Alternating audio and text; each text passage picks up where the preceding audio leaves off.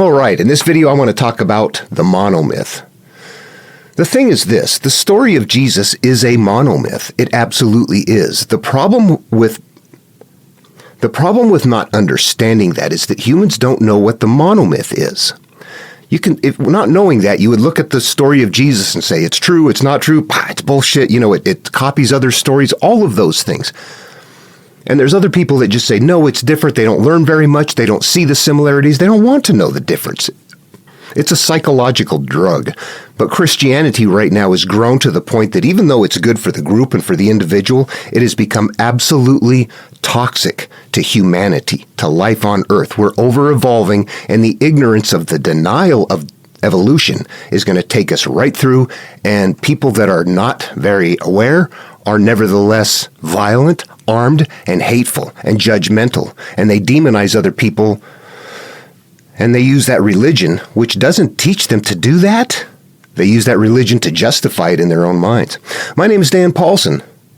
Let's understand what a monomyth is so that we know that Jesus is simply a common monomyth hero.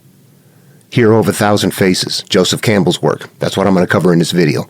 My name is Dan Paulson. Welcome. Let's get into it.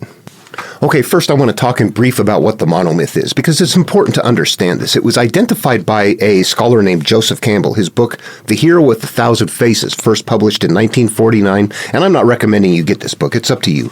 I honestly could not get through it all. It's not my style. However, it's because of the way he interprets, and honestly, for me, I'm not quite certain how to start. I am self-taught on this. I did this Joseph Campbell path. Colleges do not recognize it. They don't know what the monomyth is. They don't teach it. When you go study mythology and get degrees in mythology, you're taught that there's no such thing as a monomyth. It's just repeating stories. There is a monomyth. I'm going to tell you that there is.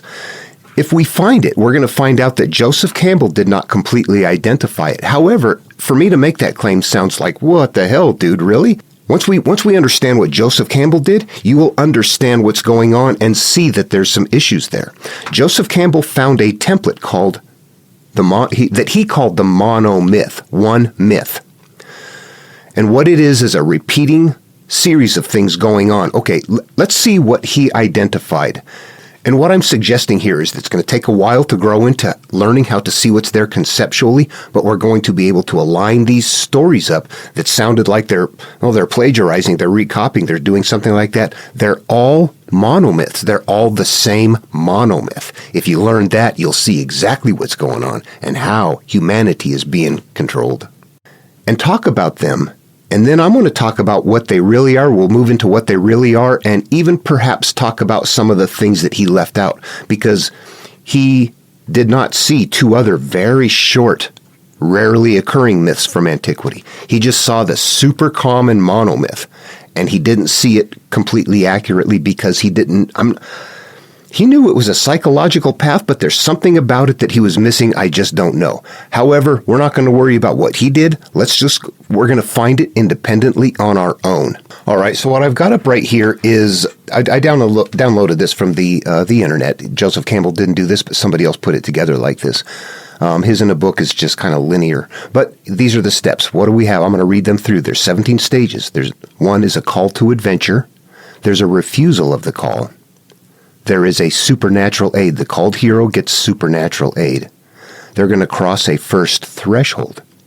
There's a belly of the whale component, a road of trials, a meeting with the goddess, temptations, atonement with the Father, apotheosis. This is the accomplishment of whatever your goal is. The ultimate boon, that's it, you get there. Refusal of the return, you don't want to go back home. Magic flight. Rescue from without, crossing the return threshold, master of two worlds, freedom to live.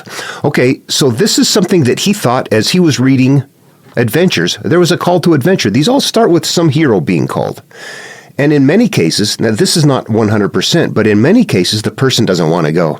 No, I'm not the right one. I'm incapable. I'm too small. I'm too weak. I'm too that's something. I'm not the right person. But they end up going anyway. And at this time, they're going to get supernatural aid that's going to help them on their adventure. Then they're going to cross a threshold as part of the adventure. There's a big threshold to cross somehow. And then they're going to be in the belly of the whale. All right, now I'm going to stop right here before it gets too complex. This is a simple part right here. But these are stages, honestly, in human psychology. And that's exactly why you don't learn about the monomyth when you're studying mythology, because it suddenly shifts to psychology. Psychology held in mythology. Yeah, that's a big step. This is a path to turn inward and face your past and resolve it. This adventure that sounds like it plays out up there is this wonderful, wild adventure that if you distill it, put it in your mind, and play it out up here, after shifting out the analogous things, you become that person. You are the called hero if you're the one that turns inward. You begin to follow the footsteps of this called hero on this adventure. And these are stages. Hey, guess what? You got to go and take care of your past. I don't want to do that. It hurts. I hate. It's shame, pain, anger, all those things. Supernatural aid doesn't happen. What there is, that's an analogous term. You do get aid right there. But what we're going to have to do on this adventure is we've got memories that need to be changed. They're going to have to be dealt with. They are the enemies. We're going to have to go fight those enemies. The supernatural aid is the knowledge of that. Something happened, and I perceive it a certain way. I've got to go heal the perception so that I'm not being affected by that. That's defeating my demons. Right there. This pathway is for defeating your demons. Okay, right now I would like to introduce you to a very easy to spot biblical monomyth, Exodus. I'm going to be using the King James Version. Yeah, guess what? Moses is a called hero. That story never happened, but that's all right. It's following the pattern. We're going to study it. We're not going to study it to see if they lived in the desert. We're going to study it and find out why that's called belly of the whale. We're not going to try to figure out where they crossed the Red Sea. What we're going to understand is that part is the crossing of the threshold. What does that mean? It's in my mind. It's being held in analogous verbiage around the ground for people that don't get it. They'll go, oh, this is a real story. Meanwhile, it's built on a structure, the same psychological structure. This is very old stuff, and it was their media of the day. We can't get out of our biases to understand how big this is. All right, Exodus, what do we have here? When we get down into chapter 3, we're going to find out the calling is happening. We've got Moses is out tending his flock, and he goes up into the mountains. He's by himself, and there's this bush that's on fire, and that's when God calls out to him in the midst of the bush. And Moses says, he calls out to him, and Moses says, here I am. So right there is the calling on Mount Horeb, right here, where God is calling Moses. Tells him to take your shoes off your feet. The place you're on is holy ground. All right, no big deal. We're going to get down here. And so what happens is that I have surely seen the affliction of my people which are in Egypt. So I'm going to come here and help out. What does he say down here in verse 10? Come now, therefore, I will send you to Pharaoh, and you may bring forth my people, the children of Israel, out of Egypt. So right here we have God calling Moses, telling him, yeah, you're going to go do it. But Moses said to him, who am I that I should go to Pharaoh, that I should bring forth the children of Israel out of Egypt? So what we're seeing right here is the calling and the refusal of the call. That's a patterned behavior. Later on, he says, as they're talking about it, Moses answered and said, but behold, they will not believe me, nor hearken unto my voice, for they will say, the Lord hath not appeared unto you. And so he's denying it again.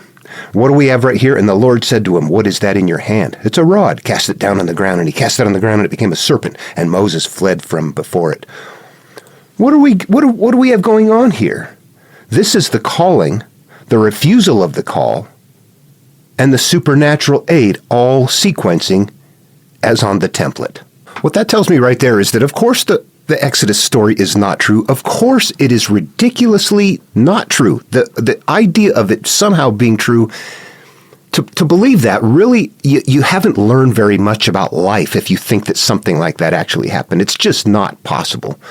And to sit and say, well, they were fed manna 40 years. Yeah, come on. Get out of the basement, for crying out loud. Go see what life is like. Go live outside someplace on your own for 40 days.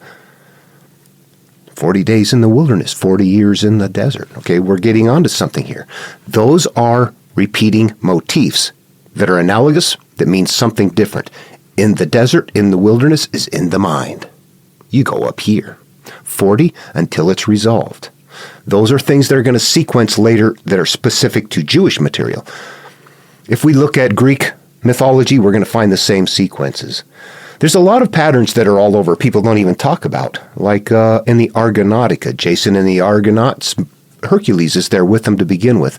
They go through a sequence of things, but before taking off and going through the clashing rocks, which is the crossing of the threshold, Hercules leaves. He goes off. What happens? Later, Hercules has an adventure starting from that point. It's a story network point. When we get to the Bible, we have the exact same thing in Genesis with who? Enoch. Before the flood, which is the crossing, everything is happening, the creation happens, everything is going bad, but Enoch, who is pure, he's another called hero, exit. Story network point. We're going to create another monomyth off of here in the exact same way. The Greek myth and the Jewish material are doing the exact same thing, except the book of Enoch is another story, the story of Hercules is another story. Those are the same thing, except one of them is treated as mythology and the other one is treated as history when it's simply fear-based religious genre of mythology. All right, so if you're still with me up to this point, I'm hoping people have some experience with Joseph Campbell's template. What I want to say is right here up front, there are some anomalous things. He's missed a couple of things, and there's something that's misidentified as well. There are some parts in here that one must understand that it is an inward path, but that there are other things occurring in the story that are more than just what's going on here. So as Moses decides to go and he goes down back to Egypt and he's making all the preparations, they haven't crossed the Red Sea yet. There's a number of things going on. One of them is that they want to go and Pharaoh tells them that they can go. And then his heart is hardened and he changes his mind. That goes back and forth, back and forth. You can go, no, you can't. You can go, no, you can't. You can go, no, you can't. Okay, what is that? That's a struggle to leave the past. What happens? Plagues. Plagues are happening as a result. If you don't let me go, we're going to have plagues. That's what's going to happen. So we get this. You can go, no, you can't. Plagues. You can go, no, you can't. Plagues. You can go, no, you can't. Plagues. That's life. That's a struggle to leave the past. But the reason I'm going is because I have cyclical pain. I've got to get my supernatural aid, cross the threshold, go into the belly of the whale, and begin addressing the issues. That's how the template works. But, okay, so there's some pieces that aren't quite right. Let's bring up his template again and look at a couple of things. Okay, what I did is I just typed out from his book right here. This is the sequence, the 17 steps. There is a separation that, trial or return, all that. What I'm going to do, though, is we need to interact with it. I need to add some things to it. So we have it, the call to adventure, the refusal of the call, the supernatural aid, the crossing of the first threshold that we were just talking about there, and belly of the whale, road of trials. So somewhere in here, I think 1 through 6 would be good in this video right here. That's still a lot. But we need to make some adjustments because there are some things missing. The call to adventure, the refusal of the call, supernatural aid, crossing the first threshold, belly of the whale, road of trials. All right, if we look at it again, we see that we've got our call to adventure and the refusal of the call. Remember we were just talking about Exodus. What's missing there? That Pharaoh saying, you can go, no, you can't. You can go, no, you can't. And the plagues. So there's 2 things that are happening here before the call to adventure. You are living a life experience. I'm going to type it in here in plain language. The call to adventure is really turning inward, saying, I've had enough. I'm going to look at my life. I'm going to go face that stuff. That's what the call to adventure is. The refusal of the call is, I don't want to. It's a very personal adventure. If you don't take this adventure, you don't understand this adventure. The reason you're taking the adventure is because you have a cyclical emotional pain as a result of your life experiences, but it's a struggle to leave it behind. Those are happening, and that's why there's a call to adventure, refusal of the call, supernatural aid. Now, there's something else that's happening that he missed completely. That as far as all of the adventures go from the past, at this moment in time, is where God reappears from being absent. He did not see that. But we can see it. Let's go look at something in Genesis. All right, I'm going to do some bouncing around, and one thing I'm going to say right here is we're going to first identify a template that Joseph Campbell never identified. He never saw it. Okay, when we get into Genesis, what we have, first of all, is we've got creation. That's one template he didn't see. There's always a creation. He actually realized there was a creation, but it wasn't a part of the monomyth. The monomyth is a human life. Creation is your birth. I said that wrong.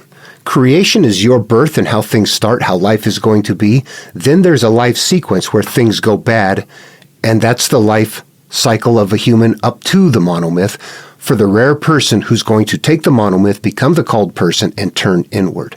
So that whole area from Genesis 1 all the way up to the earth needs to be flooded, most people metaphorically live right there.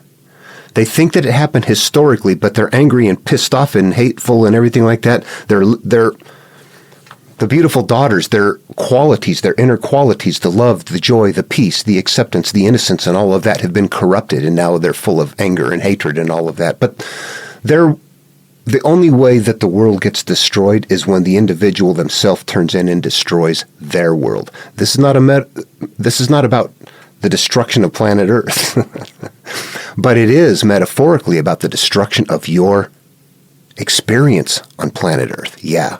Drown it out, flood it out. What does that mean? What happens after the flood? Everything's cleaned out. Then what happens as life goes on?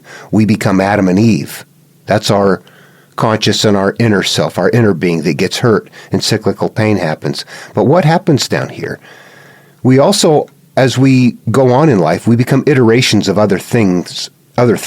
So there's a point where we are also Cain and Abel, that we are conflicted and divided, and that the first self defeats the good part, and we go off and live unaware. The aware side of us that's going to be pure is killed off by Cain, and we're going to go off, and what happens?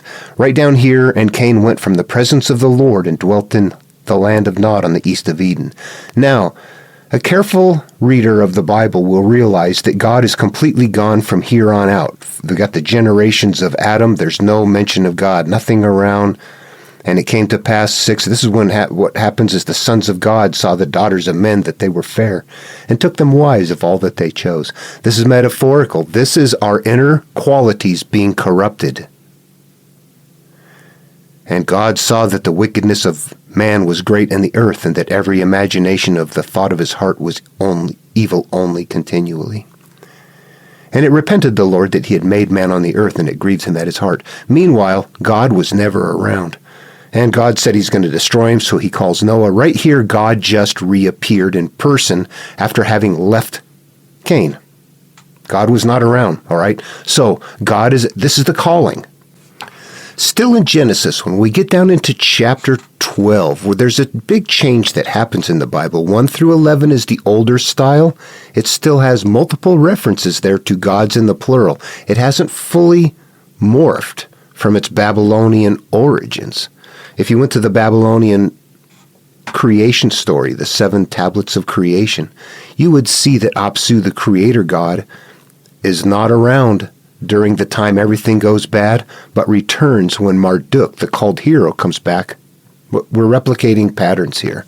It's a replicating pattern. We get down into chapter 12, this pattern's going to replicate again. But instead of Adam and Eve being put in Eden and being told to minimize their diet to certain things and not other things, we're going to have Abram and Sarai put into the land of Canaan, and there is going to be a famine. There's nothing at all to eat. And then God disappears. God sets them up and goes. They go to Egypt in order to get some food. But according to the story, Abram fears for his life because Sarai is beautiful, and he thinks Pharaoh and his men are going to kill him and take her. So instead they lie and say that Sarai is his sister. So that Pharaoh's like, oh, okay, cool. So Pharaoh took her. Abram gives her up. They both agree, yep, that's my sister. And Pharaoh marries her and is so pleased that he gives Abram animals, many animals, and male and female servants as a result. Then what happens? God's not there. God sends plagues, though. How long do plagues take? We've got our cyclical pain element coming in a very old style. And Pharaoh, because of the plagues, learns that they lied, and Pharaoh's the good guy here. He tells him, you know what? Why did you tell me she was your sister so that I married her? Take your wife, take your goods, and get out. All right? God's not around while things go bad. When does God reappear? When it's time to convert Abram and Sarai into Abraham and Sarah. That's when God reappears. That's when the calling starts. That's what the monomyth starts. Only instead of now destroying the earth, you're being called to go through you're being called to survive the destruction of earth. Now you're being called to survive the destruction of Sodom and Gomorrah, which still represents your inner self. This is the city of understanding and belief and structure that I have built. This is my Sodom and Gomorrah. I'm pissed. I'm hateful. I do all these things. I got problems. I'm crying. I'm hurtful. I'm worthless. I'm somehow some self-deprecating thing is that bad earth that needs to be destroyed, or Sodom that needs to be destroyed. The exact parallel to those in Greek mythology are bad creatures, ogres or hydras or things like that need to be destroyed. These are things that are guarding something that you can't have. The golden fleece. What is the golden fleece? You must go to the end of the earth, the end of your earth. Play it out up here. What's the end of the earth? My earth is my experience. The end of it is, that's when I was a child and I was not yet corrupted yet. I need that golden fleece. But there's this there's this stuff in the way. In order for me to get it, I have to defeat this stuff. Jesus is going to have the same thing. To enter the kingdom of heaven within, do so as a child. What is that? Go back to before you judged life. Get rid of the judgments, the pile of crap up here. Okay, and that's going to be the enemy. That's what's held in these stories. All of these enemies and creatures are within. It is also the ought against your brother, the mote in the eye, the things that prevent you from being poor in spirit, all of it. There is so many complex ways of saying the same thing. We don't get it. We look outward in many ways, of many directions. Outward, all the directions lead to destruction, and many are there. You turn inward, the narrow gate, that's it right there. That's crossing the threshold, entering the narrow gate. People that look without, they're for you to carry. They're not for you to understand. When you call them true, now you develop theism and atheism. Yet, there's still a template in there that neither of you can see. But here we have repeated times where we're seeing God is gone and God reappears. There's a reason for that, because God is the higher awareness. We start off in life living through our higher awareness, not conscious of it. Then we begin to experience life and we begin to live through our memories and judgments. And that's where most people get right there. But what if you don't? You begin to realize, I am not those memories I'm living through. I need to reconnect consciously. I need to reestablish this relationship with my higher awareness, because I'm not those memories that I'm living through. I've got to resolve those from up here. That's the return of God. When you get to that point and go, my higher awareness is who I really am. It's as simple as that. It's mentally interactive. If not, you can worship it till you die. So the God reappears from being absent. Cyclical, emotional pain, struggle to leave it behind. You see those now? We can go to the material and find that God reappears from being absent. It comes back to call the person. Cyclical emotional pain. What did we have in the first story? Continual pain in childbirth. Every time something emerges from you again, it's going to hurt and to get worse every time. That's every time we act. Every time we get triggered. That's our cyclical emotional pain. Then we also went to, what was it, Lady Huber in, if you went to back to the Babylonian work that caused all of the destruction that had to be wiped out. The cyclical pain, it was just wiping everything out repeatedly. Come back and did it again. All right, this is so big it's really hard to consolidate it all. What I had to do was kind of back up a little bit from the calling in order to show things. So I didn't do a good job showing creation or the life cycle, but I had to show enough there. I'm looking through this material at one point, studying it, and I understand that I am that called hero. At some point in time, that's my adventure to turn inward. But as I'm reading these stories and I see where the called hero comes in, many times that's where it starts. The hero is called. That's it. There's nothing else there. There's no childhood. There's no setup, that cyclical pain. All of that doesn't happen. It's just God returns and calls the hero. So there's no life leading up to it. But there are places where I saw that there was. Like when Moses got called, What's that before the calling? When Noah got called, what's that before the calling? When Marduk is called, what's that before the calling? If I am the called person, what is that piece in front of me being called? That's my life. That's everybody's life. That means metaphorically, we're even Abram and Sarai until we become Abraham and Sarah. And that's our whole being. That's not two separate beings. That's not man and wife. That's conscious and inner self. Bundle of judgments, memories, the experiences we live through. We were born without it. It emerged from us. We're in control of it. Okay, I want to do one more thing. The video's getting a little bit long. I want to show a correlation between Jesus and the Buddha and how those two both fit on this template right here. Let's take a look at that. All right, I imagine most people know the story of Jesus, and you're going to find out about the story of Buddha. If you don't, they're very similar stories. Myth and religions are framed on one single template. Watch for the common motifs or repeating teaching between the Buddha and Jesus Christ, which signify the start of the inward journey. These are both cryptic, in the same style of mental shifting of analogous verbiage, however sounding very different, without seeing the nested concept. Yeah, if you see the nested concept, they're the same. If you don't, they sound different. These are all mental and will be managed as a mental step that need to be interpreted. Now, I'm going to say, I don't care whether Jesus or the Buddha ever existed. I'm not here to say they did or didn't. I'm looking at a body of work. Someone's pointing a direction. I want to go that direction. I don't want to worship the teacher. The Buddha leaves behind all and crosses the threshold and enters the space under the Bodhi tree. He fasts and meditates until he has found his inner preparedness. He is tempted by Mara, but resists the temptation of sin. He gathers his monks, teaches them, and begins his travels to teach. 500 years later, the motif repeats in a different genre. Jesus leaves all behind and crosses the threshold signified by the baptism of John and enters the wilderness for 40 days. Buddha was the Bodhi tree, Jesus in the wilderness. He fasted and prays until he found his inner preparedness. Buddha fasted and meditated until he found his inner preparedness. Jesus is tempted by Satan, but he resists the temptation of sin in the same way that the Buddha was tempted by Mara, but resists the temptation of sin.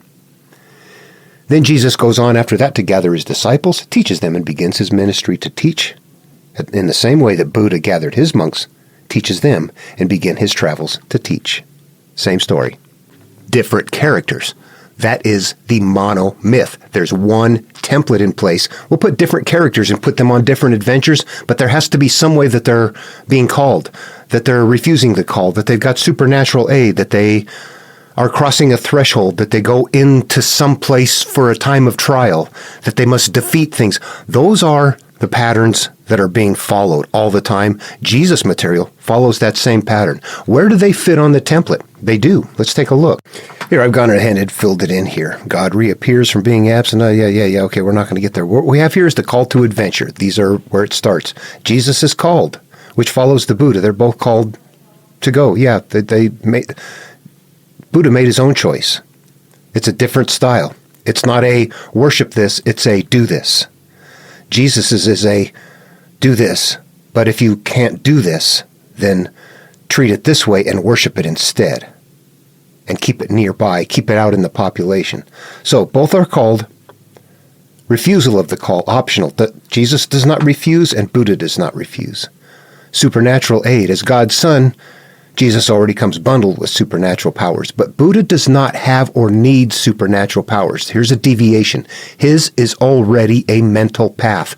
We have to know from the other material, the religious material, that it is mental and we need to convert it. Buddhist, we don't have to convert. His is already a mental path. His first verse in the Dhammapada is all that we are is the result of what we have thought. It's founded on thought. It's based in thought. Okay, so we're not going to get supernatural aid out of Buddha. He doesn't need it. He tells us already, no, this is mental. This is on you. All right, crossing the first threshold, baptism, or leaving all behind for the Buddha.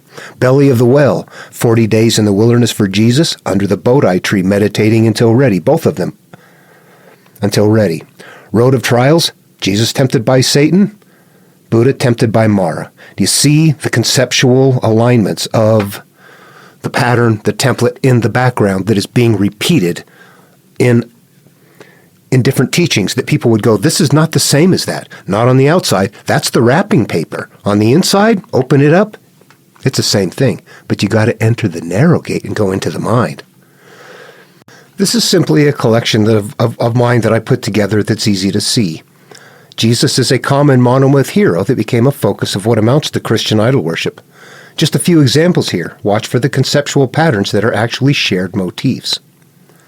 All right, Jesus is called as the Son of God, has supernatural powers, travels with hand-picked disciples, and seeks the kingdom of heaven within. Jason is called as the rightful ruler, has Hera for supernatural powers, travels with the Argonauts, and seeks the golden fleece. King Arthur is called as the only one who could extract Excalibur, has Merlin for supernatural powers, travels with hand-picked knights, and seeks the Holy Grail. What did we have with Jesus? He's got the disciples, got Argonauts, we got knights down here, we had Buddha and his monks. So they all gather that up. They're following the same story pattern. The more stories you read, the more you see, damn it, that it is there. It really is. And the people who say that it isn't there simply can't see it. So if people are telling you that it's not there, don't worry about it, know this. That's a case of the blind leading the blind right there. If you find it and you see it, you go, I don't need anybody to tell me it is or isn't there. If you tell me it's not there, what that tells me is that you can't see it. And you rely on somebody else to tell you what is there because you can't see it for yourself. That's the blind leading the blind. All right, this video might have seemed strange. It's not just about the template because there's more to the template than meets the eye. It's not just simply a pattern, but it's a pattern that if you can understand it, it's the pattern of a human life. It's the pattern of each of us. Lucas said that he utilized that template when he wrote the original 3 Star Wars, the first trilogy. Luke was called. It's time for you to go. He's the son of Vader. The denial of the call, he didn't deny the call. He wanted to go, but Uncle Owen said, no, you can't go. I need you here for the harvest. Something happened so that he could go after that. What else do we have here? I don't remember all the sequences. Supernatural aid? Oh, yeah, the Force. Come on, we got it right there. He's traveling with a band of people, and, they've all got a doubter in the midst. Judas, C-3PO. But yeah, each one of those bands have got somebody in there that's like a problem. And each of these play out in the psyche, and that individual right there represents our doubts and fears. We're going to move along, sometimes afraid that we're not doing the right thing when we really are. We're going to have doubts and fears that get in the way of us making progress, and that's what that is. Okay, so there's a way to understand these, but it takes so long, and you have to make them work in the theater of your own mind. It's almost as if this is a gaming platform, and that story, if it was memorized, could be up here. We are so far removed from them. We can't pull them up in memory. We have to read them. They don't flow. They're not up here. They're out here. We don't connect with them in the way that they were originally made. We can't. We don't live the life. We don't live the life anymore. We get into our media. Back then, this was their media. They got into this the same way we get into our iPhones. So we don't get into what they're doing. What we do is we just worship templates of material that is meant to control the population of brain types, quite honestly, that are more susceptible to believing something that makes them feel good and doing that, as opposed to denying and saying, I don't get it, I'm going to look for myself. They don't look for themselves. They just follow. The vast majority of evolved brains do that. And the Christian brain is going to be that kind of brain. All right, let me try to wrap it up for this particular video. You see, we didn't get very far. What I wanted to do is kind of hook you into what we're looking at. This is kind of the conceptual things we're observing, and there's a few things that were absent. That God reappears. I hope you'd see that there, that God was gone. That's the higher awareness. We live through our memories for a long time until we wake up. That's when God reappears. We're going to go on the path because we have cyclical emotional pain. I have not left this behind. I never was taught how to resolve it, but there's going to be a struggle to leave it behind. If you do it, you finally say, I've had it. That's the call to adventure. You make that for yourself. Nobody calls you to adventure. It's a self-call. You do it or you don't. Refusal of the call, optional in the story. It really denotes the idea that you're not going to want to do it. You see his refusal of the call there, he left out the struggle to leave it behind. Those two might kind of go together maybe. Maybe his refusal of the call was the struggle. No, because sometimes, we saw actually both of them happening with Moses, didn't we? He said no to God, but also the plagues were there. So yeah, they're two different things. All right, supernatural aid, yeah, you're going to have some kind of power necessary to change the frequency of the perception of your memory, which really what it is. It's a thought process that does that. And Buddha doesn't tell us that. He tells us it's in your head. It's the way you think about it. He's going to teach us how to resolve it without us having to figure out the complexity through the nested religious version. Crossing the first threshold, baptism, leaving all behind. That's what they did. That's that is us turning inward to the mind and saying, okay, these memories I don't want to face, I got to face them. Belly of the whale. I got to get away from whatever it is, my thinking. I've got to spend time in here processing or getting away from habits or getting away from relationships or whatever this might be. What bothers you? That's it. What's hurting you? That's it right there. That's what you're spending time getting away from and resolving. During that time frame, you're going to be on a road of trials. It's going to be so difficult. You're going to be tempted by the past. It's not Satan. It's not Mara. It's changing the habits of the way our minds have been wired up to this point, getting through it and having to do so while navigating extreme levels of shame, pain, hurt, embarrassment. We don't want to talk to people. It's so freaking hard that we have to figure out a way to do it in our heads. All right, I'm going to leave it for here for now and hope that everybody can see that right there. There is a psychological template right here that is a healing path, but it denotes, here's how you came about. You started out as a child, you made decisions, you lived through this, you lost connection with your higher awareness, shit went bad, you finally turn inward and go, God, I've got to resolve this. So you go in and you spend the time necessary to resolve it. You emerge out the other side. Whew, okay. What happens? Why does there need to be more? Because there is more. How many things do you have? You get that resolved and you feel wonderful. Wonderful. Then a couple of weeks or a month or so later, if you're the kind of person that wants to get things unweighted and you've done that and you realize how good it feels, you're going to think of something else and go, you know what? It'll be better for me if I do this one too. We're still covered. That's why after Noah was naked after the flood, uncovered again, metaphorically, my shame is gone. His son's covered and back up and the adventure begins. Yeah, you took care of that shame, but what else? You got some anger, you got some judgment, you got a lot of things that you still have to resolve.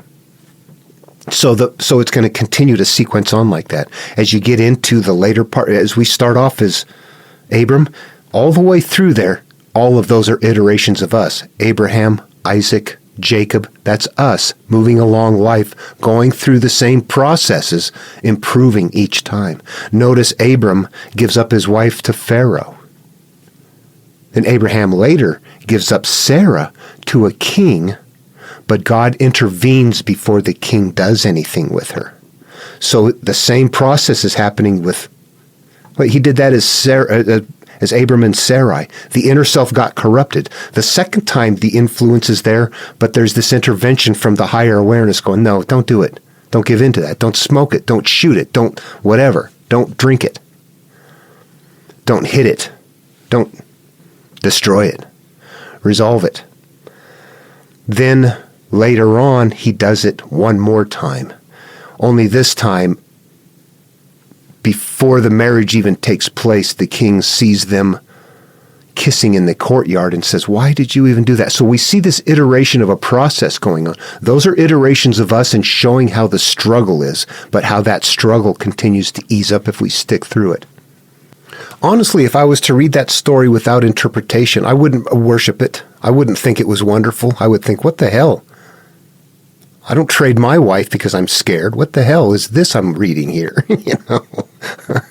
Yeah, there's something that I'm not going to look up to anything like that. But if you understand what it is, you go, okay, that's not what it's intended to be. Why do people look up to that when it's like, do you live like that? Really? You think that's okay? Or you just ignore it? Yeah, we're going to cherry pick the Bible. There's so much in there that's ugly. We don't want to look at it. So we're going to pretend it's not there. Meanwhile, it's meaningful. All right, I need to end this. Do you see the template? Do you see comparisons? I tried to lump some things together there and tried to keep it short as possible, but you just can't. It's so big. There's so much to it. The stages of it continue on, though.